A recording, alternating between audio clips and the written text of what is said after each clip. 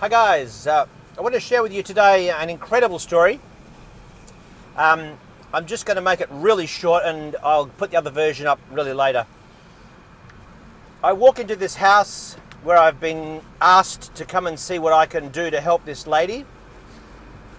All I know is she's been sick. Really sick was a description. So I walk in, she's laying on the couch. She looks more than really sick. They tell me she hasn't eaten anything for a week. She hasn't taken any water in about 3 days. A close person to her, who is very experienced in palliative care, said she has the smell about her. And that really freaked me out. It was like, well, what's the smell? You know, what's going on? Is she whatever? And they said, she said, from my experience, and it's like a known phenomena in the nursing world, that there's that smell that happens just before they die. I said, what do you mean, just before? She said, oh, well, sometimes it's a day, sometimes it's shorter. So, get the picture? I've walked in, this lady looks really bad. I'm being told that potentially she's got hours or maybe a day to live, and they want me to do something. And I'm thinking to myself, I'm not a doctor. I didn't know. This was in the very, very early stages of my fascination with disease and the effects that it has. So, okay, I'm like, wow, okay. So I took the challenge up and I went and knelt by the side of the couch and just quietly started to try and talk to her. She was really wiped out, very drowsy, was in a lot of pain, wasn't very comfortable. So it was really hard to do anything with her, but ultimately I just had to feel my way through it, and that's probably a story for another day. So I just held her hand and I just spoke gently, and I really asked God to lead me as to where I needed to go. And before long, I had some thoughts on it. I had some real clarity on where I felt I needed to go. And so I commenced my process. The process, it's called the four-stage process. I took her through my process and just started to just do what I do.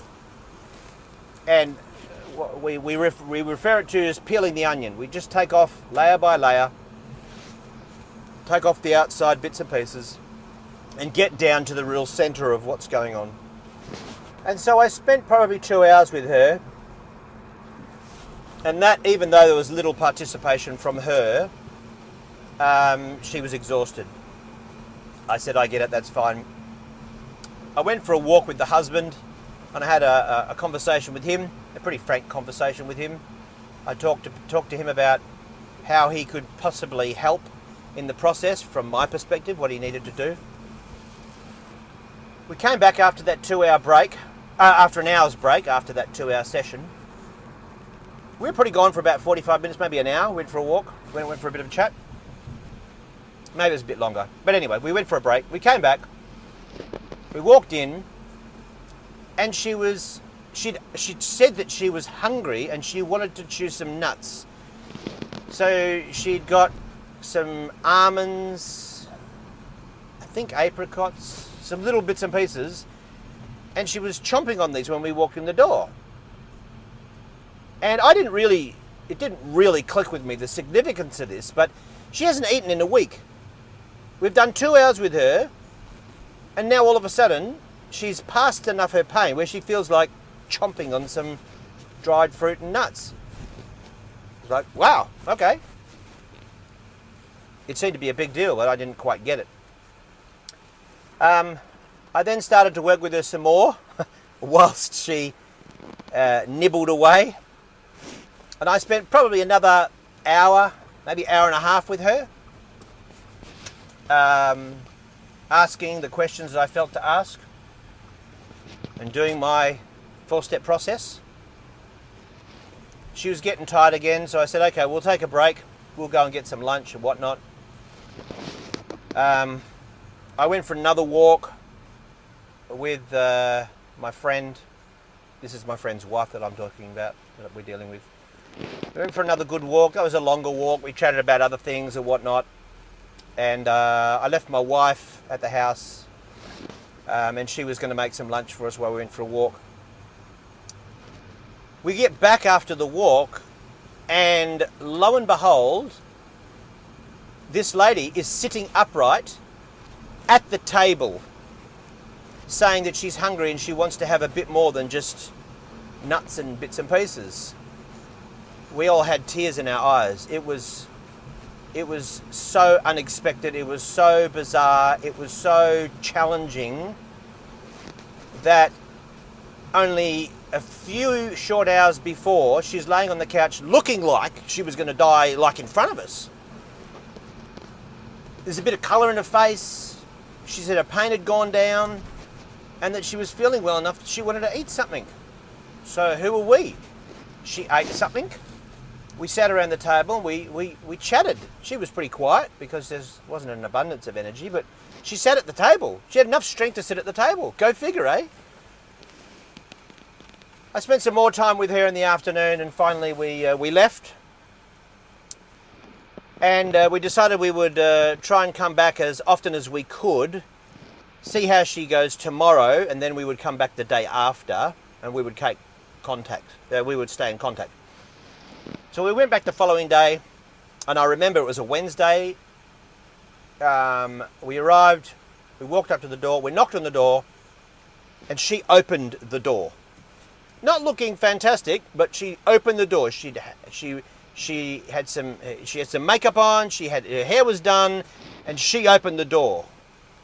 You could have knocked me over with a feather. I was like so challenged, overwhelmed, happy, emotional. As I walked in the door, I gave her a big hug, and it was just the sweetest embrace. I don't think I'll ever forget that, because the joy in my heart that I felt and the love that was just around us, it was just amazing. I spent some more time with her over the coming weeks. I think we were seeing her a couple of times a week, 2 or 3 times a week to start with, and then we reduced it. And that lady went from that place of nearly dying. She started to work through some of her history, some of the stuff. Now, I'd have to say, if she hadn't dealt with that stuff, would she have died? I don't actually know, but it seems like it. That taught me a huge lesson. Huge lesson. The question I came away with, how many people are dying just because they haven't dealt with their past, their junk, their baggage as it's called?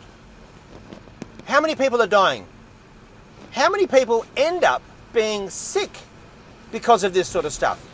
Now this put me on a massive journey. This experience just like challenged me to the core, and I'm thinking, how many people are in hospitals?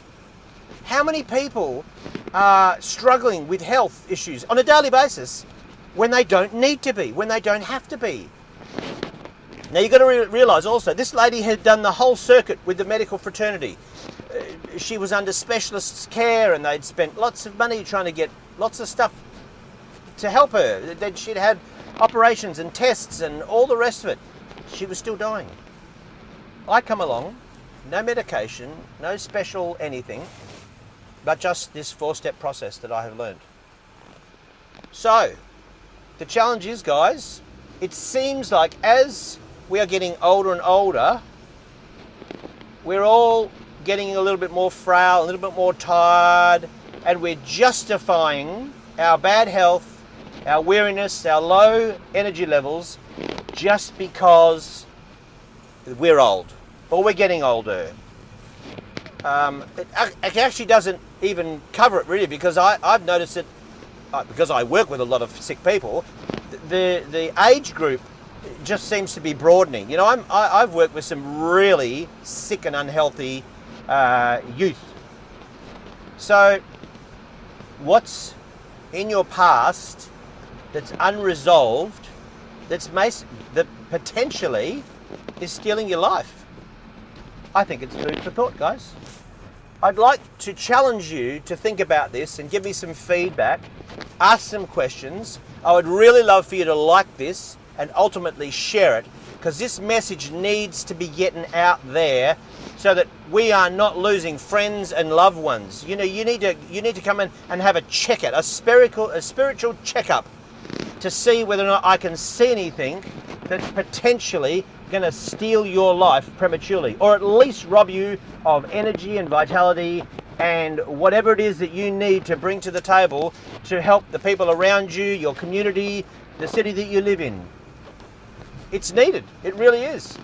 So please put the message out. Thanks for listening. Bye for now.